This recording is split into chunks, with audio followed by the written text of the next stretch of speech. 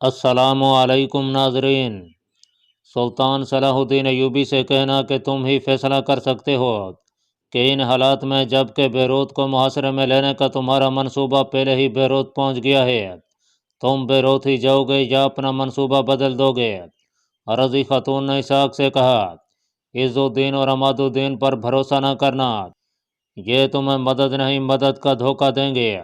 Beirut کی بجائے حلب اور موصل کو محاصرے میں لے کر ان ایمان فروش حکمرانوں سے ہتھیار ڈلوا لو اور یہ اہم علاقے اپنی عملداری میں لے لو تو یہ اسلام کی بہت بڑی خدمت ہوگی۔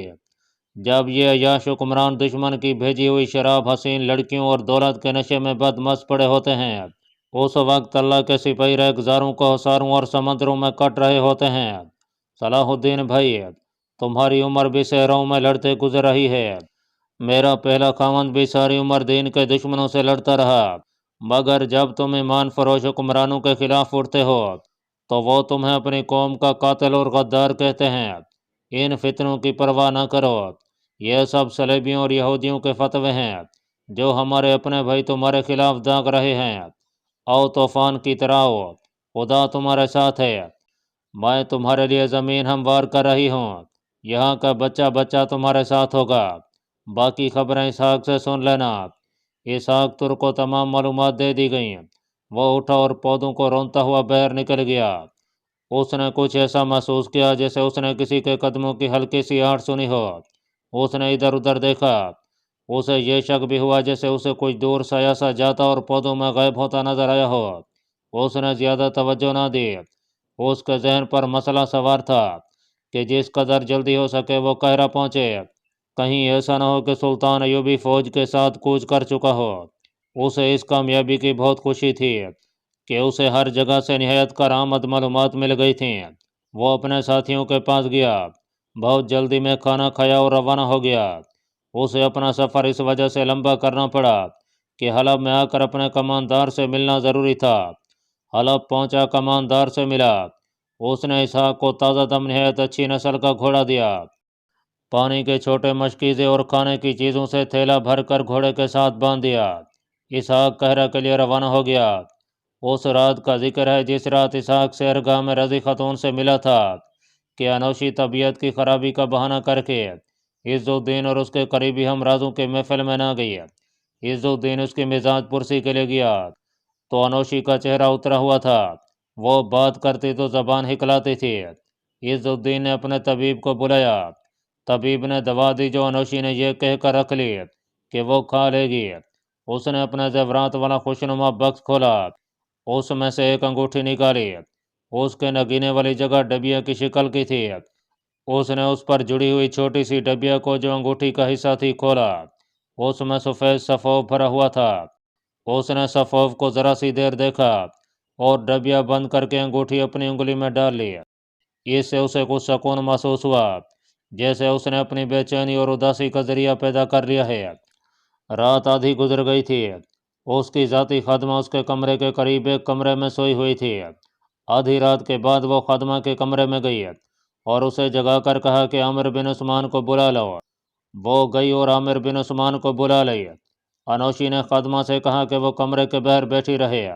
عامر، انوشی ایسے لہجے میں بولی جس سے عامر واقف نہیں تھا۔ آج شام وہ کون تھا جو سحرگاہ میں تم سب کے ساتھ بیٹھا تھا؟ کوئی بھی نہیں، عامر نے لا علمی کا اظہار کرتے ہوئے جواب دیا۔ میرے پاس کوئی نہیں آیا تھا، میں تو خاتون کی سواری کے ساتھ محافظ بن کے جاتا ہوں اور ان سے دور رہتا ہوں۔ عامر، انوشی نے بالکل ہی بدلے ہوئے لہجے میں کہا، مجھ سے زمین کی تہوں کے راز پوچھ لو، مگر تم نے مجھے کوئی سیدھی سادی صحرائی لڑکی سمجھ لیا ہے۔ تم رضی خاتون، شمس و نساء اور ان کی خادمہ اکٹھے بیٹھے تھے اور ایک اجنبی تمہارے درمیان بیٹھا تھا، راز و نیاز کی باتیں ہو رہی تھیں۔ ثبوت چاہتے ہو؟ میں نقاب اوڑھ کر اور مستور ہو کر وہاں گئی تھی، تم سب سرگوشیوں میں باتیں کر رہے تھے، پھر وہ اجنبی وہاں سے اٹھا اور چلا گیا، میں وہاں سے آ گئی۔ اسحاق ترک جب ان لوگوں سے اٹھ کر جا رہا تھا تو اس نے کسی کے قدموں کی دبی دبی آہٹ سنی تھی اور کچھ دور ایک سایہ سا بھی دیکھا تھا۔ یہ انوشی تھی جو چوری چھپے رضی خاتون، شمس و نساء اور عامر بن عثمان کے پیچھے گئی تھی۔ عامر بن عثمان سے کوئی جواب نہ بن پڑا۔ اس نے کوئی بے معنی سی بات کی۔ انوشی استاد تھی، وہ سمجھ گئی کہ اس کے شکوک بے بنیاد نہیں۔ اس نے کہا، اگر شمس و نساء اکیلی ہوتی تو میں سمجھتی کہ اس شہزادی نے تمہیں گھیر رکھا ہے، مگر یہ معاملہ کچھ اور ہے۔ مجھے بتاؤ کہ تم مجھ سے یہ راز کی باتیں کیوں پوچھتے رہتے ہو؟ ویسے ہی عامر نے ہنسنے کی کوشش کرتے ہوئے جواب دیا، ان باتوں کے ساتھ میری کیا دلچسپی ہو سکتی ہے؟ میں صرف اس سے لطف اٹھاتا ہوں کہ ہم ان بادشاہوں کو کیا سمجھتے ہیں اور یہ اندر سے کیا ہیں۔ عامر، انوشی نے قہر بھری آواز میں کہا، تم جانتے ہو میں کون ہوں؟ میرے اشارے پر اس شہر کی اینٹ سے اینٹ بچ سکتی ہے۔ میرے دل میں تمہاری محبت ہے، جس کا ثبوت یہ ہے کہ تم میرے کمرے میں زندہ اور سلامت ہو۔ مجھے صرف یہ بتا دو کہ تم نے میرے سینے سے راز نکال کر اس اجنبی کو دیے ہیں اور وہ قہرہ چلا گیا ہے۔ میرا خلوص اور میری محبت دیکھو کہ میں نے اس آدمی کو نکل جانے کی مہلت دی، میں اسے اسی وقت پکڑوا سکتی تھی۔ اس کی آنکھوں میں آنسو آ گئے۔ ہاں آشی، عامر نے کہا، تم نے اپنا فرض ادا کیا ہے، میں نے اپنا فرض ادا کیا ہے، تم مجھے قید خانے میں بند کرا دو۔ انوشی کے آنسو بہہ نکلے تھے، لیکن اس نے کہا لگایا اور کہا کہ بس اتنی سی بات پوچھنی تھی جو تم نے بتا دی ہے، تمہیں کوئی قید خانے میں نہیں ڈال سکتا۔ اب میں بھی خوشنما پنجرے سے آزاد ہونا چاہتی ہوں۔ تم شراب نہیں پیتے، میں تمہیں بادشاہوں کا شربت پلاؤں گی۔ وہ اٹھی اور اس میز کے پاس جا کھڑی ہوئی جس پر سراہی رکھی تھی، اس کی پیٹھ عامر کی طرف تھی۔ انوشی نے 2 پیالے اپنے سامنے رکھے، ناخن سے انگوٹھی کے ساتھ جڑی ہوئی ڈبیا کھولی، اس میں جو سفوف تھا وہ کچھ ایک پیالے میں اور باقی دوسرے پیالے میں ڈال دیا۔ عامر نہ دیکھ سکا۔ انوشی نے دونوں پیالوں میں سراہی سے مشروب ڈالا، ایک پیالہ عامر کو دے دیا، ایک اپنے ہاتھ میں رکھا۔ سونگھ لو، انوشی نے کہا، یہ شراب نہیں شربت ہے، پی لو۔ اس نے پیالہ ہونٹوں سے لگا لیا، عامر نے بھی پیالہ ہونٹوں سے لگا لیا، دونوں نے پیالے خالی کر دیے۔ انوشی نے اس کے ہاتھ سے پیالہ لے لیا اور بولی، اب ہم آزاد ہیں، تم بھی غنودگی محسوس کر رہے ہو؟ ہاں، عامر نے جواب دیا، میں گہری نیند سے اٹھ کر آیا ہوں، نیند پریشان کر رہی ہے۔ اب ہم دونوں اتنی گہری نیند سوئیں گے کہ ہمیں کوئی جگا نہیں سکے گا۔ انوشی نے ایسی آواز میں کہا جس میں غنودگی کا نمایاں اثر تھا۔ کہنے لگی، میں تم سے زیادہ تھکی ہوئی ہوں، گناہوں نے تھکا دیا ہے۔ اس کا سر ڈولنے لگا۔ اس نے سنبھل کر کہا، زیادہ باتوں کا وقت نہیں عامر، میں اپنا فرض ادا کر چکی ہوں، تم اپنا فرض ادا کر چکے ہو۔ میں نے اس شربت میں وہ زہر ملا دیا تھا جو مجھ جیسی لڑکیوں کو دے کر پردیس بھیجا جاتا ہے۔ یہ ضرورت کے وقت کے لیے دیا جاتا ہے، اس سے کوئی تکلیف اور تلخی محسوس نہیں ہوتی۔ بڑی میٹھی غنودگی میں انسان ہمیشہ کی نیند سو جاتا ہے۔ میں اس لیے زندہ نہیں رہنا چاہتی کہ زندہ رہی تو تمہیں سزا دلا دوں گی، تمہیں اس لیے زندہ نہیں رہنے دیا کہ کوئی اور لڑکی یہ نہ کہے کہ عامر کو اس سے محبت ہے۔ عامر بن عثمان لیٹ گیا تھا، جیسے وہ انوشی کی باتیں سن ہی نہیں رہا تھا۔ اس کی آنکھیں بند ہو چکی تھیں، انوشی کا سر ڈول رہا تھا۔ وہ لڑکھڑاتے قدموں سے دروازے تک گئی، خادمہ دروازے کے ساتھ کھڑی تھی۔ اسے اندر بلا کر کہا، ہم دونوں نے زہر پی لیا ہے، سب کو بتا دینا کہ ہم نے خود زہر پیا ہے، کسی اور نے نہیں پلایا۔ کوئی سلیبی ملے تو اسے بتا دینا کہ سوڈان کی پری اپنا فرض ادا کر کے مری ہے۔ اس کی آواز دب گئی، وہ گرتی گرتی عامر تک پہنچی۔ خادمہ دوڑتی باہر نکلی۔ تھوڑی دیر بعد کمرے میں کئی لوگ آ گئے، انہوں نے دیکھا کہ دونوں مرے ہوئے تھے۔ ناظرین، اس وقت اسحاق ترک موصل جا چکا تھا۔ اسحاق ترک قاہرہ سے ابھی کچھ دنوں کی مسافت جتنا دور تھا کہ اس کے گھوڑے کو سانپ نے ڈس لیا۔ اس حادثے کی تفصیلات سنائی جا چکی ہیں، مندرجہ بالا واقعات اس حادثے سے پہلے کے ہیں جو یہ واضح کرنے کے لیے سنانا ضروری تھے کہ اسحاق ترک کتنی اہم معلومات لے کر قاہرہ جا رہا تھا۔ اسحاق کے گھوڑے کو سانپ نے ڈس کر مار دیا اور یہ سوار صحرا کے مظالم سے بے ہوش ہو گیا۔ ہوش میں آیا تو وہ صلیبیوں کے خیمے میں پڑا تھا۔ صلیبی سربراہ نے اسحاق ترک سے کہا کہ وہ صلیبیوں کے لیے جاسوسی کرے اور یہ بھی بتائی کہ وہ کیا راز لے کے جا رہا تھا، اور بیروت میں جو مسلمان جاسوس ہیں وہ کون کون ہیں اور کہاں کہاں ہیں، اور وہ اگر نہیں بتائے گا تو اسے صلیبی علاقے میں جا کر کسی قید خانے کے تہہ خانے میں بند کر دیا جائے گا۔ اسحاق نے یہ سوچ کر ہتھیار ڈال دیے کہ وہ ان کی حراست سے فرار ہونے کی کوشش کرے گا۔ اس نے وعدہ کیا کہ وہ صلیبیوں کے لیے جاسوسی کرے گا۔ اس سے یہ بھی پوچھا جا رہا تھا کہ وہ کیا راز لے کے جا رہا ہے۔ اس نے چند ایک باتیں گھڑ لیں جو زیادہ تر شام کے مسلمان عمرا سے تعلق رکھتی تھیں۔ بیروت کے متعلق اس نے بے خبری کا اظہار کر دیا اور یہ بھی کہا کہ اسے بیروت کے راستے کا بھی علم نہیں۔ صلیبی قاہرہ سے بیروت کو واپس جا رہے تھے۔ ان کے سربراہ نے اسحاق کو بتایا تھا کہ وہ رات کو روانہ ہو رہے ہیں۔ اسحاق نے جب یہ سنا کہ وہ بیروت جا رہے ہیں تو وہ اور زیادہ پریشان ہو گیا۔ وہاں اس کی ملاقات اپنے نیڈ سے بھی ہو سکتی تھی، لیکن یہ کوئی ایسا مسئلہ نہیں تھا۔ اصل مسئلہ تو یہ تھا کہ اسے سلطان ایوبی کو بلڈون کی فوج کا ڈپلائی بتانا تھا اور اسے خبردار کرنا تھا کہ وہ بیروت کا محاصرہ ترک کر دے۔ اس کے بعد اسحاق جان دینے کے لیے تیار تھا، مگر وہ قیدی بن چکا تھا اور نہتا تھا۔ رات کو اس قافلہ نے وہاں سے کوچ کیا۔ اسحاق کے ہاتھ پیٹھ پیچھے باندھ کر ایک اونٹ پر سوار کر دیا گیا۔ اس اونٹ پر سامان بھی لدا ہوا تھا۔ سلطان ایوبی کا یہ جاسوس بیروت سے قاہرہ روانہ ہوا تھا، مگر قاہرہ پہنچے بغیر بیروت کو واپس جا رہا تھا۔ مسافت بڑی ہی لمبی تھی۔ اسحاق ترک اس امید پر جا رہا تھا کہ فرار کی کوئی صورت پیدا کر لے گا۔ میں اب ایک دن بھی انتظار نہیں کر سکتا، سلطان صلاح الدین ایوبی اپنے سالاروں سے کہہ رہا تھا۔ فوج تیاری کی حالت میں ہے۔ اس حالت میں فوج کو زیادہ عرصہ رکھنا مناسب نہیں ہوتا۔ سپاہیوں کے اعصاب تھک جاتے ہیں۔ یہ کفیہ جنگ کے لیے نقصان دہ ہوتی ہے۔ اس کے علاوہ صلیبیوں کو تیاری کی حالت میں دبوچ لینا چاہتا ہوں۔ ہم جب بھی لڑے اپنے علاقوں میں لڑے ہیں اور اسی پر خوش ہوئے کہ ہم نے دشمن کو پسپا کر دیا ہے۔ دشمن ہماری ہی زمین پر حملہ آور ہوا، پسپا ہو کر ہماری ہی زمین پر رہا۔ اب میرا ہر قدم جا رہا نہ ہوگا۔ فرنگی فوج بیروت میں ہے، مجھے اس کے متعلق کوئی اطلاع نہیں ملی۔ اگر بالڈون نے کوئی نقل و حرکت کی ہوتی تو اطلاع آ جاتی۔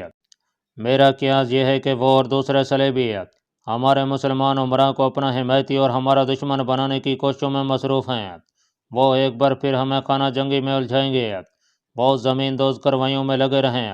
ہم بیروت کو محاصرے میں لیں گے اور اللہ کی مدد شامل حال رہی تو یہ عظیم شہر ہمارے قبضے میں آ جائے گا۔ سالاروں کے اس اجلاس میں سلطان ایوبی کے بحریہ کا امیر البحر بھی موجود تھا۔ ایک مصری وقائع نگار محمد فرید ابو حدید نے اس کا نام حسام الدین لولو لکھا ہے۔ یہ بحری جنگ کا ماہر اور غیر معمولی طور پر قابل امیر البحر مانا جاتا تھا۔ بیروت چونکہ بحیرہ روم کے ساحل پر واقع تھا، اس لیے سلطان ایوبی محاصرہ مکمل کرنے کے لیے سمندر کی طرف سے بھی فوج بھیجنے کا فیصلہ کر چکا تھا۔ جن دستوں کو بحری جہازوں سے جانا اور ساحل پر اترنا ہے وہ سکندریہ پہنچ چکے ہیں۔ حسام الدین کو ہدایات دی جا چکی ہیں۔ سلطان ایوبی نے کہا، سمندر سے جانے والے دستے جلدی منزل پر پہنچ جائیں گے، اس لیے یہ کچھ دن بعد روانہ ہوں گے تاکہ خشکی والے دستے پہنچ جائیں۔ سمندری دستے ساحل پر اتریں گے، تیز رفتار قاصدہ میں اترنے کی اطلاع دیں گے۔ شہر پر ان کی یلغار طوفانی ہوگی۔ اگر فرنگیوں نے ہتھیار نہ ڈالے تو آپ سب کو اجازت ہوگی کہ شہر کو تباہ و برباد کر دیں۔ عورت، بچے، بوڑھے اور مریض پر ہاتھ نہیں اٹھایا جائے گا، انہیں پناہ میں لیا جائے گا۔ فوجیوں کو ہلاک نہیں قید کیا جائے گا، کسی صورت میں لوٹ مار نہیں ہوگی۔ آپ سب کو اجازت ہوگی کہ ان احکام کی خلاف ورزی کرنے والوں کو موقع پر قتل کر دیں، خواہ وہ کتنے ہی اونچے عہدے کے عسکری کیوں نہ ہوں۔ خشکی کی طرف سے جانے والے دستوں کی پیش قدمی امن کے انداز سے نہیں، جنگی رفتار سے ہوگی۔ پڑاؤ بغیر خیموں کے ہوں گے، کوئی سامان نہیں کھولا جائے گا، سب کو پانی محدود مقدار میں ملے گا، کھانا پکایا نہیں جائے گا۔ کھجوروں وغیرہ کا ذخیرہ ساتھ جا رہا تھا، جانوروں کو پوری طرح خوراک دی جائے گی۔ سلطان نے چادر جتنے چوڑے کپڑے پر قاہرہ سے بیروت تک کا نقشہ تیار کرایا تھا، جو اس نے دیوار کے ساتھ لٹکایا اور پیش قدمی کے راستے پر انگلی چلاتے ہوئے کہا، یہ ہوگا ہماری پیش قدمی کا راستہ۔ اجلاس کی خاموشی اور زیادہ گہری ہو گئی۔ سلطان ایوبی نے سب کے چہروں کو دیکھا اور مسکرا کر بولا، خاموش کیوں ہو؟ کہتے کیوں نہیں کہ ہم دشمن کے علاقوں میں سے گزر کر جا رہے ہیں؟ میرے دوستو، ہم احتیاط کے اصولوں پر جنگ لڑتے رہے ہیں۔ پیش قدمی سے پہلے ہم پہلوں کی حفاظت اور پسپائی کا راستہ دیکھتے رہے ہیں۔ اس کا نتیجہ یہ ہے کہ صلیبی فلسطین پر قابض ہیں اور وہ دمشق اور بغداد پر قابض ہو کر مکہ اور مدینہ کی طرف بڑھنے کے منصوبے بنائے ہوئے ہیں۔ زیاد کا بیٹا طارق سمندر سے دور مصر کے ساحل پر بیٹھا رہتا تو یورپ تک اسلام کا پرچم کبھی نہ پہنچتا۔ قاسم کا بیٹا محمد اس خطرناک اور اس قدر لمبی مسافت طے کر کے ہندوستان پہنچا تھا جس سے تاریخ کے ورق بھی پھڑپڑا اٹھے تھے۔ صلیبی بہت دور سے ہماری سرزمین پر آئے تھے۔ اگر آپ اسلام کی سر بلندی چاہتے ہیں تو ہمیں آگ میں سے گزرنا ہوگا۔ اگر صرف حکومت کرنی ہے تو آؤ مصر اور شام کو ٹکڑوں میں بانٹ لیں اور بادشاہ بن کے بیٹھ جائیں۔ پھر اپنی اپنی بادشاہوں کو قائم رکھنے کے لیے صلیبیوں اور یہودیوں سے مدد لیتے رہیں گے اور اپنا دین و ایمان ان کے پاس گروی رکھ دیں گے۔ محترم سلطان، ایک سالار نے اٹھ کر کہا، ہم احکام اور ہدایات کے منتظر ہیں۔ ہم میں سے کوئی بھی اس سے خوف زدہ نہیں کہ ہم دشمن کے علاقے سے گزریں گے۔ ہمیں یہ بتائیے کہ ان علاقوں سے گزرتے ہوئے ہماری ترتیب کیا ہوگی؟ کیا ہر دستہ اپنی حفاظت خود کرے گا؟ نہیں، سلطان ایوبی نے کہا، میں انہی ہدایات کی طرف آ رہا تھا۔ ہر دستہ اپنی پیش قدمی جاری رکھے گا۔ دائیں بائیں آگے اور پیچھے جو کچھ ہوتا رہے اس کی طرف آپ دھیان نہیں دیں گے۔ رسد اکٹھی نہیں جا رہی، اسے کئی حصوں میں تقسیم کر دیا گیا ہے تاکہ دشمن اسے تباہ نہ کر سکے۔ ساری فوج کی حفاظت چھاپہ مار جیش کریں گے۔ چھاپہ ماروں کے سالار سارا مصری یہاں موجود ہیں۔ انہیں بہت پہلے ہدایات دے دی گئی تھیں۔ انہوں نے چھاپہ ماروں کو تربیت اور مشق دے لی ہے۔ باقی سب اپنی نظریں بیروت پر رکھیں گے۔ سلطان ایوبی نے ہر قسم کی ہدایات دے کر کہا، کوچ آج رات کے پہلے پیر ہوگا اور سب سے ضروری احتیاط یہ کرنی ہے کہ اس کمرے سے باہر کسی کو پتہ نہ چلے کہ ہماری منزل کیا ہے۔ سپاہیوں اور کمانڈروں تک کے کان میں نہ پڑے کہ ہم کہاں جا رہے ہیں۔ سلطان ایوبی کے وہم و گمان میں بھی نہیں تھا کہ بیروت میں اس کے استقبال کا انتظام کر دیا گیا ہے اور وہ فرنگیوں کو بے خبری میں شاید نہ دبو سکے۔ رات کو جب فوج کوچ کر رہی تھی، سلطان ایوبی اپنی ہائی کمان کے سالاروں کے ساتھ راستے میں کھڑا ہر دستے کی سلامی لے رہا تھا اور دعائیں دے رہا تھا۔ اس کے پاس اس کے ایک بیٹے کا بزرگ تعلیق بھی کھڑا تھا۔ سلطان ایوبی اساتذہ اور علماء کی بہت قدر کیا کرتا تھا۔ محمد ابو حدید کی تحریروں کے مطابق جب فوج کا آخری دستہ بھی چلا گیا تو سلطان ایوبی بھی روانہ ہونے لگا۔ اس کے بیٹے کے تعلیق نے عربی کا ایک شعر پڑھا جس کا ترجمہ یوں ہے، آج نجد کے پھول ارار کی خوشبو سے لطف اٹھا لو، شام کے بعد یہ پھول نہیں ملا کرتا۔ یہ مصری وقائے نگار لکھتا ہے کہ اس وقت تک سلطان ایوبی کا مزاج حشاش بشاش تھا، مگر یہ شعر سن کر اس پر اداسی طاری ہو گئی۔ وہ فوج کے پیچھے روانہ ہو گیا۔ راستے میں اس نے اپنے سالاروں سے کہا، اس بزرگ سے مجھے توقع تھی کہ الوداع کے وقت دعا دیں گے۔ انہوں نے ایسا شعر سنا دیا ہے جس نے میرے دل پر بوجھ ڈال دیا ہے، اور ہوا بھی یہی کہ اس روانگی کے بعد سلطان ایوبی مصر ہی نہ آ سکا۔ اس کی باقی عمر سرزمین عرب پر جنگ و جدل میں ہی گزر گئی۔ مصر والوں کو ارار کا یہ پھول پھر کبھی نظر نہ آیا۔ مصر سے سلطان ایوبی کی روانگی مئی 1182 عیسوی میں ہوئی تھی۔ صحرا کا وہ خطہ بڑا ہی ہولناک تھا جہاں صلیبی جاسوسوں اور تخریب کاروں کا قافلہ داخل ہو گیا تھا۔ اسحاق ترک ان کا قیدی تھا، لیکن اب اس کے ہاتھ بندھے ہوئے نہیں تھے۔ 2 دن اور 2 راتیں بعد اس کے ہاتھ کھانے کے وقت کے سوا ہر وقت بندھے رہتے تھے۔ اس نے اس پارٹی کے سربراہ سے کہا تھا کہ وہ بھاگ نہیں سکتا، بھاگ کر جائے گا کہاں؟ پا پیادہ تو وہ کہیں نہیں جا سکتا، بڑی مشکل سے 2 کوس چلے گا اور صحرا اسے اسی طرح بے ہوش کر کے ختم کر دے گا جس طرح وہ بے ہوش ہو کر پکڑا گیا تھا۔ سربراہ نے اپنے ساتھیوں سے مشورہ کر کے ہاتھ کھول دیے تھے اور ان سے کہا تھا کہ اس پر نظر رکھیں۔ اسحاق ترک نے ان پر اعتماد جما لیا۔ اس نے سلطان ایوبی اور دوسرے مسلمان حکمرانوں کو برا بھلا کہنا شروع کر دیا تھا۔ اس نے صلیبی سربراہ کو یقین دلا دیا تھا کہ وہ ان کا جاسوس بن جائے گا، مگر اسے جب پوچھتے تھے کہ وہ کیا راز لے کر جا رہا تھا تو وہ صحیح جواب نہیں دیتا تھا۔ 2 صلیبی لڑکیوں کی رقابت بدستور چل رہی تھی۔ میرنی اپنے سربراہ کی منظور نظر تھی اور بربرا کو سربراہ نے اس حد تک دھتکار دیا تھا کہ اس کے ساتھ جو بھی بات کرتا طنزیہ انداز سے کرتا تھا۔ بربرا بجھ کے رہ گئی تھی۔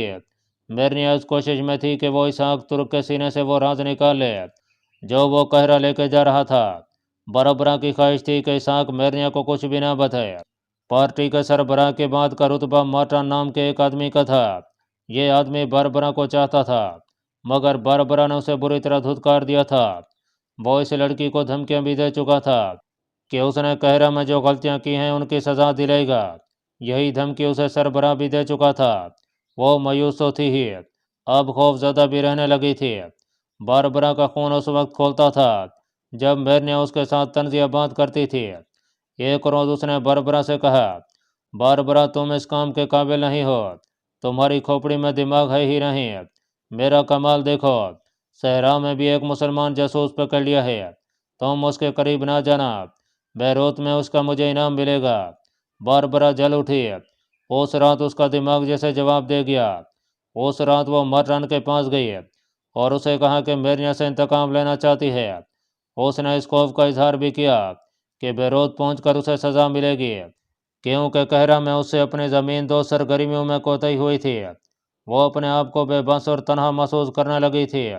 وہ مارٹن سے مدد، ہمدردی اور پناہ مانگ رہی تھی۔ مارٹن نے فوراً ایک ترکیب سوچ لی اور باربرا کو بتا دی۔ اس پر عمل درآمد کے لیے اگلی رات مقرر کی گئی۔ اگلی رات جہاں قیام کیا گیا وہ صحرا کا بڑا ہی ہولناک خطہ تھا۔ دور دور تک عجیب و غریب شکلوں کے ٹیلے کھڑے تھے، بعض ستونوں اور میناروں جیسے تھے، بعض ٹیڑھی ٹیڑھی دیواروں کی طرح، اور کچھ جانوروں کی شکلوں کے بھی تھے۔ یہ ٹیلے بکھرے ہوئے تھے، پانی اور سبزے کا وہاں نام و نشان نہ تھا۔ رات کو یہ ٹیلے یوں نظر آتے تھے جیسے دیو کھڑے ہوں۔ اس خطے میں قافلہ شام کا اندھیرا پھیل جانے کے بعد روکا۔ مارٹا نے اندھیرے سے یہ فائدہ اٹھایا کہ اپنا گھوڑا اپنے خیمے کے ساتھ باندھا اور زین اتار کر اس کے قریب رکھ دی۔ اسحاق کے لیے الگ خیمہ تھا جو مارٹا نے اپنے قریب نصب کرایا تھا۔ اسحاق کے متعلق اب سربراہ بھی مطمئن ہو گیا تھا۔ رات گھوڑوں اور اونٹوں کے ارد گرد محافظ ہوتے تھے۔ ایسا امکان نہیں تھا کہ اسحاق گھوڑا کھول لے گا، کسی کو پتہ چلے بغیر زین کس لے گا اور بھاگ نکلے گا۔ قافلے والے تھکے ہوئے تھے، سب سو گئے، اسحاق بھی سو گیا۔ آدھی رات کو کسی کے آہستہ آہستہ ہلانے پر وہ جاگ اٹھا۔ اسے سرگوشی سنائی دی، اٹھو، ساتھ والے خیمے کے پاس گھوڑا کھڑا ہے، زین پاس پڑی ہے، دیر نہ کرو، بھاگو۔ کون ہو تم؟ باربرا، لڑکی نے جواب دیا۔ مجھ سے یہ نہ پوچھنا کہ مجھے تم سے کیا ہمدردی ہو سکتی ہے۔ یہ میں ہی تھی جس نے تمہیں بتایا تھا کہ ہم سب صلیبی جاسوس ہیں اور تمہیں غلط بتایا جا رہا ہے کہ ہم مسلمان ہیں۔ وقت ضائع نہ کرنا، سب سوئے ہوئے ہیں، جلدی اٹھو، گھوڑے والے خیمے سے بائیں طرف ہو جانا، آگے راستہ صاف ہے۔ وہ اپنے خیمے میں چلی گئی، وہاں کمان پڑی تھی۔ اس نے کمان اور تیروں کی ترکش اٹھائی اور خیمے سے باہر نکل کر اس راستے کے قریب بیٹھ گئی جو اس نے اسحاق کو فرار کے لیے بتایا تھا۔ اسحاق نے بڑی تیزی سے گھوڑے پر زین ڈال کر کس لی، گھوڑا کھولا اور دبے پاؤں چل پڑا۔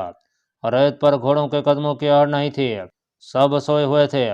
خیمے سے ذرا دور جا کر وہ گھوڑے پر سوار ہوا، کچھ اور آگے جا کر اس نے ایڑی لگائی۔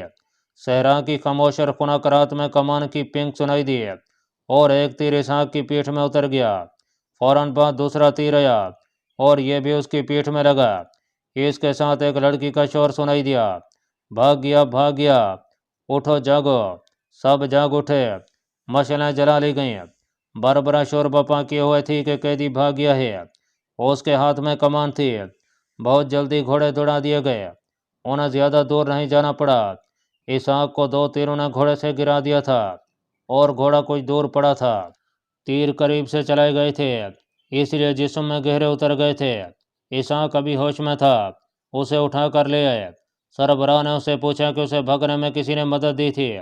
اس نے جواب دیا، نہیں، میں نے گھوڑا اور زین دیکھی، سب سو گئے تھے، میں بھاگ اٹھا۔ اس کے فوراً بعد وہ غشی میں چلا گیا اور غشی میں ہی شہید ہو گیا۔ میں نے اسے گھوڑے پر سوار ہوتے اور بھاگتے ہوئے دیکھا تھا، باربرا نے کہا۔ اتفاق سے کمان اور ترکش میرے خیمے میں پڑی تھی، میں نے اٹھائی اور اس کے پیچھے دوڑی۔ یکے بعد دیگرے 2 تیر چلے، دونوں سے لگ گئے ورنہ یہ نکل گیا تھا۔ آج ہی یہ اتفاق کیوں ہوا کہ کمان اور ترکش تمہارے خیمے میں تھے؟ میرنیا نے باربرا سے پوچھا۔ اور مارٹن، یہ گھوڑا تمہارا تھا؟ سربراہ نے کہا۔ یہ کہاں تھا اور زین کہاں تھی؟ یہ گھوڑا قیدی کے خیمے کے قریب بندھا تھا، ایک محافظ نے کہا۔ تم میرے اس کارنامے پر مٹی ڈالنا چاہتے ہو؟ باربرا نے غصے سے کہا۔ یہ کوئی اہم راز قہرہ لے جا رہا تھا، میں نے اسے صرف بھاگنے سے نہیں روکا بلکہ ایک راز قہرہ پہنچنے سے روکا ہے۔ یہ دراصل مارٹن کا تیار کیا ہوا ڈرامہ تھا کہ اسحاق کو بھاگنے کی سہولت دو اور باربرا گھات میں بیٹھ کر اس پر تیر چلائے تاکہ یہ کارنامہ باربرا کے کھاتے میں لکھا جائے، مگر ان کا سربراہ تجربہ کار جاسوس اور سراغ رساں تھا۔ اس نے مارٹن اور باربرا کو گہری نظروں سے دیکھا اور کہا، مارٹن، میں اس پیشے میں تم سے بہت عرصہ پہلے آیا تھا۔ بیروت پہنچنے تک تم اور باربرا کوئی بہتر جواب سوچ لو۔ یہ ان لوگوں کی ذاتی اور رقابت اور دوستی دشمنی کی سیاست تھی جس کا شکار سلطان ایوبی کا ایک بڑا ہی قیمتی جاسوس ہو گیا تھا۔ اللہ پاک کمی بیشی معاف فرمائے۔ اللہ آپ کا حامی و ناصر ہو، آمین۔